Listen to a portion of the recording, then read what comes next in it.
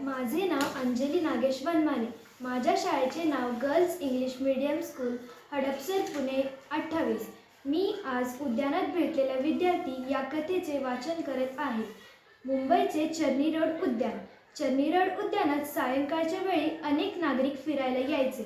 मुंबई येथील विल्सन हायस्कूलचे मुख्याध्यापक आणि विद्याव्यासंगी लेखक कृष्णाजी अर्जुन केळुस्कर गुरुजी देखील चर्नी रोड उद्यानात रोज सायंकाळी 5:30 वाजता यायचे। उद्यानाच्या एका बाकावर बसून ते सोबत आणलेल्या पुस्तकाचे वाचन करत असत।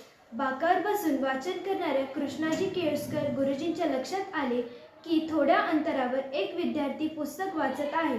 त्यावेळी त्यांनी त्या विद्यार्थ्याकडे फारसे लक्ष दिले नाही। दुसऱ्या दिवशी तो कालचा विद्यार्थी तेथे पुस्तक वाचताना त्यांना दिसला। आता मात्र त्यांच्या मनात कुतूहल निर्माण झाले। तिसऱ्या दिवशी देखील तोच विद्यार्थी कोणते तरी पुस्तक वाचताना दिसला। त्या विद्यार्थ्याने देखील गुरुजींकडे बघितले। कुणीच काही बोलले नाही।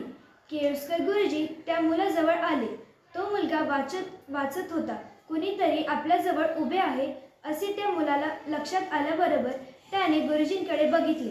गुरुजींनी अतिशय आपुलकीने त्याला विचारले, बाळ, तुझं नाव काय? माझं नाव भीमराव रामजी आंबेडकर। वा, छान नाव आहे तुझं। 3 दिवसांपासून तुला रोज येथे बघतो। तू रोज काहीतरी वाचत असतोस। इतर मुलांसारखी तू मस्ती करताना दिसत नाहीस। म्हणून तुझी ओळख करून घेण्यासाठी मी तुझ्याजवळ आलोय। आपल्याविषयी इतक्या प्रेमाने स्नेहाने बोलणाऱ्या त्या गृहस्थाबद्दल भीमरावला आदर वाटला। त्याने गुरुजींना नमस्कार केला। केळुस्कर गुरुजींनी विचारले, बाळ, तू कुठे शिकतो? मी एल्फिस्टन हायस्कूल भायखळा येथे शिकतो। शाळेतील पुस्तकांशिवाय अवांतर पुस्तके वाचण्याची मला आवड आहे। म्हणून शाळा सुटल्यानंतर इथं काही वेळ पुस्तक वाचत बसतो। वा, छान, चांगली पुस्तके वाचली पाहिजे। नंतर केळुस्कर गुरुजींनी भीमरावच्या कुटुंबाविषयी चौकशी केली। ते विचारू लागले, हा मुलगा इतर मुलांपेक्षा निश्चित वेगळा आहे। या मुलाला आपुलकी आणि मार्गदर्शनाची खरी गरज आहे। थोडा वेळ थांबून ते म्हणाले, मी विचार करत होतो की पद्धतशीरपणे वाचन कसे करायचे ते तुला सांगावे। सांगा ना गुरुजी, आतुरतेने भीमरावाने विचारले। गुरुजींनी भीमरावला वाचन कसे करायचे याविषयी माहिती दिली आणि सांगितले, मी काही लेखकांची पुस्तके तुला वाचायला देईन। जरूर द्या गुरुजी, मला ती पुस्तके वाचायला आवडतील। गुरुजींनी मोठ्या मायेने भीमरावच्या डोक्यावरून हात फिरवला। भीमरावला खूप बरे वाटले। चर्नी रोड उद्यानामध्ये केळुस्कर गुरुजींनी भीमरावशी रोज भेट होऊ लागली।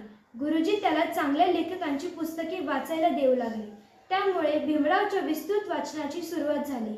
आता केळुस्कर गुरुजी आणि भीमराव यांची अभेद्य गट्टी जमली होती। केळुस्कर गुरुजींनी भीमरावची तल्लख बुद्धिमत्ता लक्षात घेऊन महाविद्यालयीन आणि पुढे उच्च शिक्षणासाठी अमेरिकेत पाठवण्यासाठी सयाजीराव गायकवाड महाराजांकडे स्वतः शिफारस केली। त्यामुळेच भीमराव यांना महाविद्यालयीन आणि उच्च शिक्षण घेण्याची संधी मिळाली। आपल्याला मिळालेल्या संधीचे सोने करून भीमराव जगातील एक विद्वान म्हणून नावलौकिक प्राप्त करणारे उच्च विद्याविभूषित डॉक्टर बाबासाहेब आंबेडकर झाले। अशा या उच्च विभूषित डॉक्टर बाबासाहेब आंबेडकरांनी स्वतंत्र भारताची राज्यघटना लिहिली।